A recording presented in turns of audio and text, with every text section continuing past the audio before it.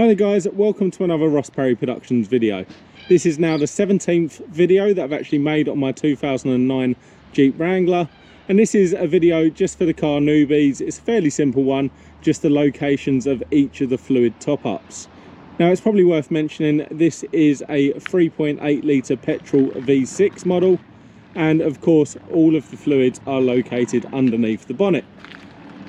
So to get in there, if your model's like mine, you actually need to use your key just in here, turn the key horizontally, and then we're going to go ahead and undo each of these clasps. That should allow your bonnet to come up a bit. You get your fingers in just above the Jeep badge and push that clip to the right, and then we're going to go ahead and put this bonnet stay in that hole there. With your bonnet now safe and secure, you can easily see around the engine bay there. Obviously we've got our battery at the back there. This is our main fuse box. You've got your air filter and induction system on the top there, alternator, and then I won't go through the rest of the engine, but we could do that in another video if you leave me a comment asking for it. So just start over the right hand side. We actually have our washer fluid. Now you can fill this all the way up to the top, and it is best if you get the washer fluid solution that you put in there as well. Make sure you get the right ratio so it's not too soapy, but you can fill this all the way up to the top. So next is the coolant system. So this is your radiator along here, and this is your radiator top up. Now make sure if you ever undo this that the car is cold and the engine hasn't been running for a long time. So there's the main top up just for the radiator, so you fill that right to the top, making sure there's no bubbles. And then we actually have our expansion reservoir just down here, and again, don't ever top this up when it's hot. And if you look down this side, there is a minimum and maximum stated there. You don't want to exceed that maximum because the water does expand when it's hot. Just make sure you use the correct coolant.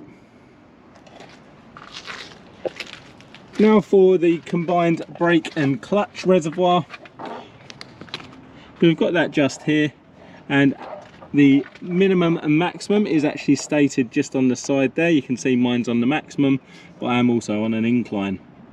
So just make sure this is always between the minimum and maximum, and interestingly this does use .3 brake fluid, not .4, so it's worth you checking your reservoir cap for that as well, just in case yours is slightly different.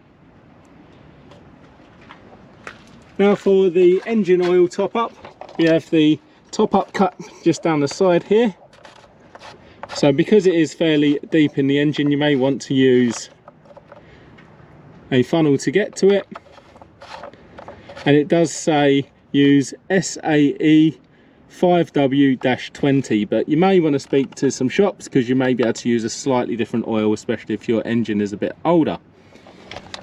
And then to make sure you've got the right amount of oil in there, you actually have your dipstick on this side. So you'd actually take this all the way out, give it a clean, drop it back in and check where the oil is, and there is markings just on the bottom there. You can see there's a bit of a hatching.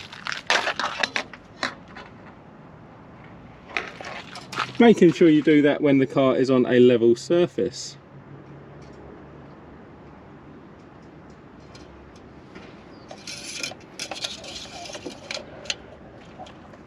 And one last one, just down here we have our power steering fluid. So just making sure you meet the markings on the side there and your power steering fluid is at the right level. But you can do that at any point. There you go, like I say, nice simple video for you. But if you found that video helpful, please do give me the thumbs up, leave me a comment down below, check out some of my other videos and subscribe to my channel.